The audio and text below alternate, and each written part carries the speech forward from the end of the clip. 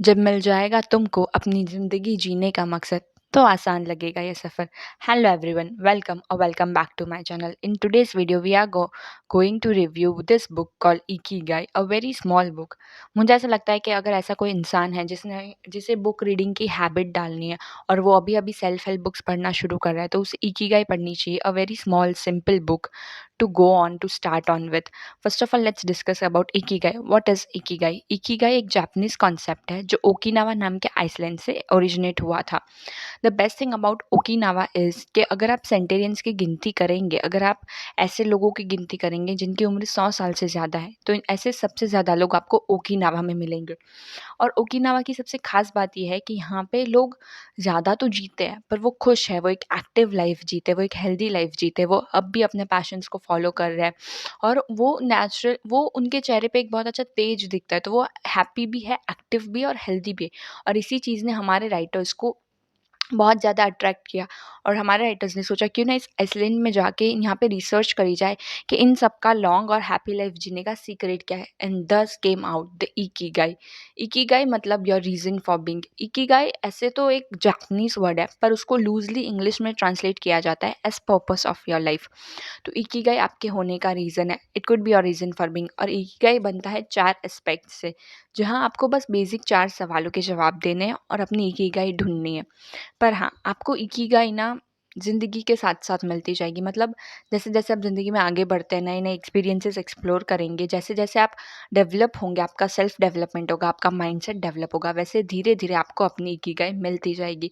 So here are the 4 aspects of Ikigai. जैसे मैंने आपको पहले बताया कि अगर आपको अपनी इकिगाई फाइंड करनी है, if you want to find what is your Ikigai, you have to find the 4 aspects. या फिर आप ये भी बोल सकते हैं कि आपको 4 सवालों के जवाब देना बहुत ज़रूरी है।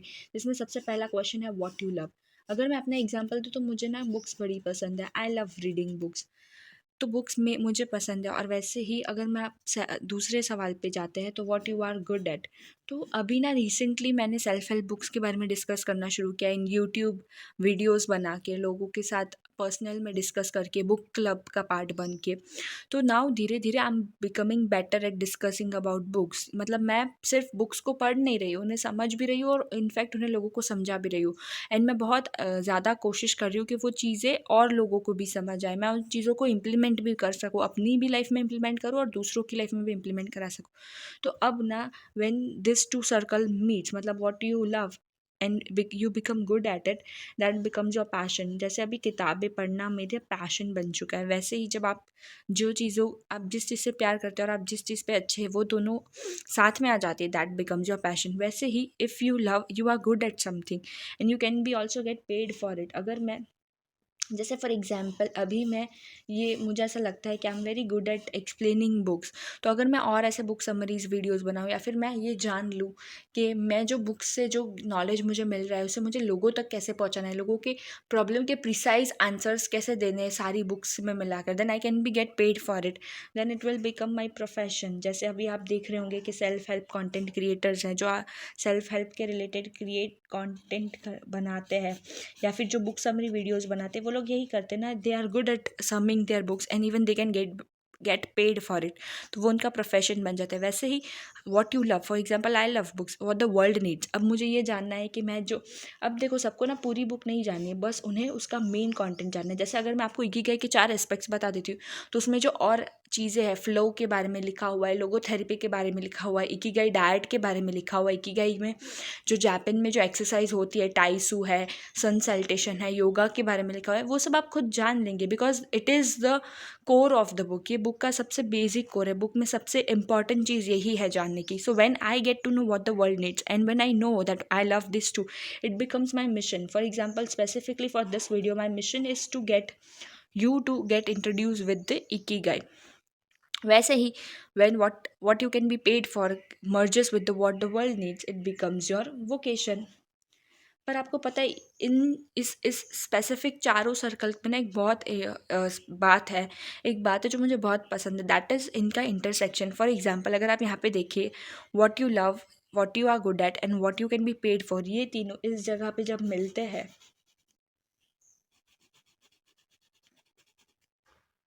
तब अब तब यहाँ पे अगर आप इस सर्कल पे है जहाँ पे you know what you love, आपको पता भी आप उसमें अच्छे हो, आप उसके लिए पेड भी हो, but the world does not need it, तब आप सेटिस्फाइड तो होंगे बट एक यूजलेसनेस की फीलिंग आएंगी। और इसीलिए बहुत ज़रूरी है कि आपको अपनी इकिगाई के चारों एस्पेक्ट्स पता होने चाहिए। फॉर एग्जाम्पल, अगर हम इस इंटरसेक्शन की बात करें, what you are good at, what you can be paid for, even the world needs. लोगों को सपोज फॉर एग्जाम्पल हम बुक समरी की ही बात करते हैं, अगर आप बुक समरी देने में अच्छे हैं, आप यूट्यूब पे वीडियोस डाल रहे हैं बुक समरी के, you are getting paid for it, even the world needs that book summaries, because हर किसी के पास अभी बुक पढ़ने का टाइम नहीं है, लेकिन बुक का नॉलेज तो सबको चाहिए, पर आपको खुद ही वो करने में मज़ा नहीं आ रहा है, तो आप कंफर्टेबल होंगे क्योंकि आप उस पर अच्छे हैं, आप दुनिया को उसकी ज़रूरत है, आपको पैसे भी मिले, but you will have a feeling of emptiness. उसी तरह come to this intersection, what you love, suppose you love giving book summaries, you know that world needs it, you are getting paid for it, but you are not very good at it, you, तो आपको excitement तो होगी but एक sense of certainty होगी क्योंकि आप जानते हैं कि you are not very good at it, so that will always haunt you. For example, अभी हम इस वाले इंटरसेक्शन की बात करते हैं, you are good at giving book summaries, even you love giving book summaries, you love get giving book summaries, even the world need is, but you are not getting paid for it, so you will be delight and fulfilled, but you want will left with no wealth. That's why it is necessary कि आपको चारों aspects पता हो to find your own ikigai.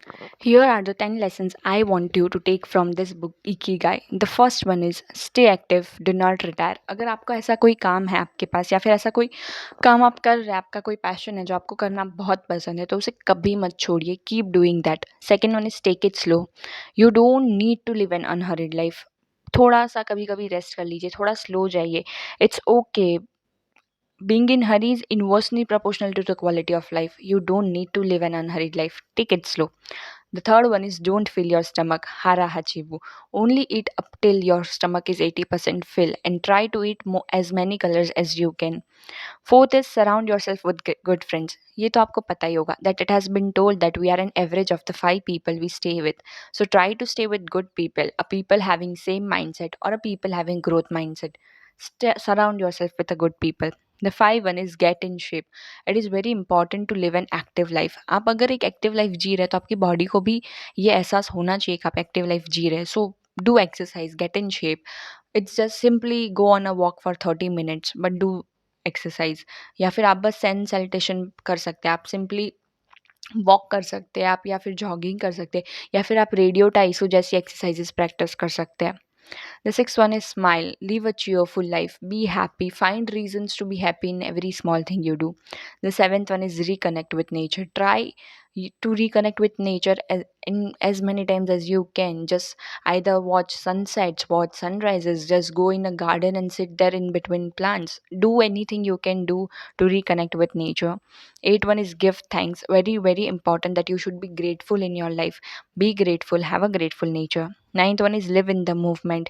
आज में जीना सीखिए, पास को regret करना भूल जाइए और फेलियर्स से भी आगे बढ़िए. फेलियर्स से मिस्टेक्स लर्न कीजिए और उन्हें लाइफ के एक्सपीरियंसेस में कन्वर्ट कीजिए. लिव इन द मोमेंट, क्या पता कल हो ना हो. And the 10th one is follow your ikigai. I hope this book summary will help you find your ikigai and you may follow it and live a happy and purposeful life. With this, I'll see you in my next video. Me, Susan, signs off.